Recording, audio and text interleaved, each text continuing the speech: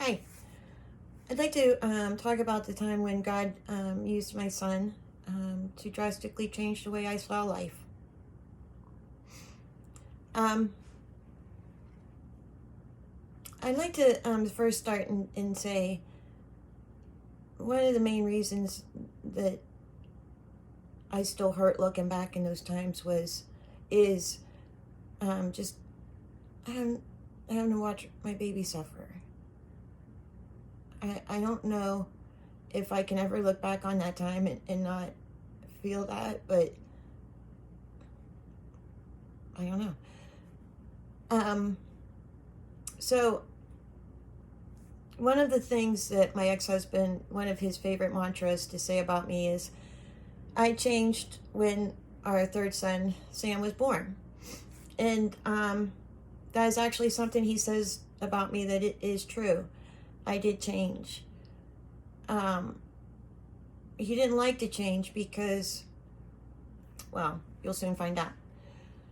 So, what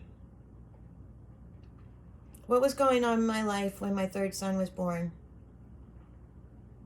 Sick, very sick.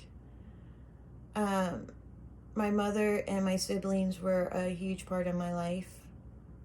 They were very intertwined in my life and with my children. And that was messed up because I knew that they were abusive, but they were my family, so they had a right to do whatever they wanted. They had a right to do whatever they wanted. And my ex-husband and I, he was so bad. So I had that going on with my life, and the only thing I had in my life was my two older sons. If you were to ask them, I don't know how far gone they are, but they would have told you that I was a great mom. I was a great mom up until when Sam was born. And the reason why they say that is because it's been drilled in their head that I chose Sammy over them. I chose to live in a hospital with Sammy instead of being home with them.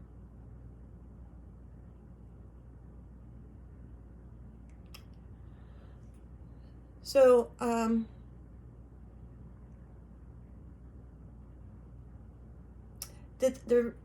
that was going on in my life, and I never had a break from it. There was always chaos, there was always turmoil, somebody was always having some kind of drama, and I was always trying to take care of it, trying to put it back together. And I felt trapped, and I felt like I would never ever be able to have a life of my own.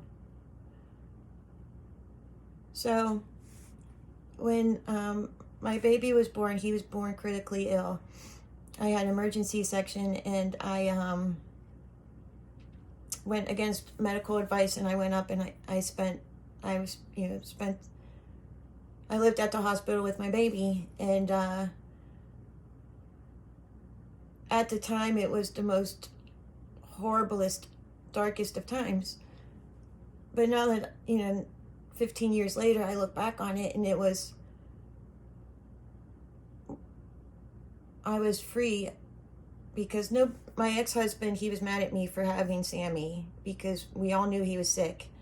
And then I had my mother, who it all had to be about her, and then I had my siblings, and what I didn't know at the time was my older sister was, as she's telling me that she loves me and she's taking care of my boys, she's influencing my 4-year-old that his mom doesn't love him, and that she's all he has. So, but the thing was none of them would come to the hospital. None of them was at the hospital. So the first week that my baby was born, it was just me and him alone from all of it. And it was like terrible because, okay, this is gone, but this is a whole new different torment. But I think it was at that time when my mind started clearing, getting their voices out of my head, getting that I was in a cocoon. And that's when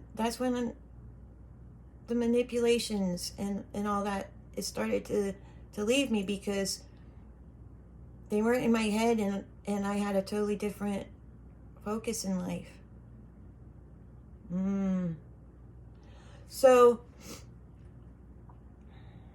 every morning, my baby he was intubated. He was breathing. A vent was breathing for him. You couldn't barely see him because of all the tubes and the wires and whatnot. And we're not going to talk. So, but every day, every morning at 4 a.m., I would go back to the hospital, and I would tell him I loved him, and I would sit in my chair beside his bed, and I would put my fingertip in the palm of his hand, and he'd always close his fingers. So we would sit there for hours like that. And so one morning, the rounds and the doctors came in, and they're telling me, he's sick, trying to rip every ounce of hope I had from me, not intentionally, but it's going on. And I remember looking down at Sammy, and he squeezed my fingertips. And I looked down at him, and I thought, there must be something in this world pretty awesome, pretty wonderful, for that little baby to keep fighting against all odds. Every morning he's told that he's not going to make it. Every morning he shows that he is. So that memory is ingrained in my head, and I can pull it up whenever I need to. But yeah, Sammy definitely changed me.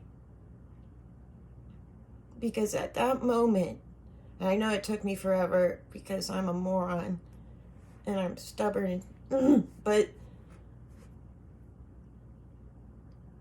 I vowed at that time, I promised that little baby I would find what's beautiful in this world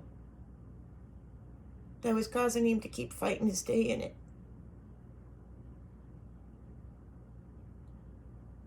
And I think that person was me. I'm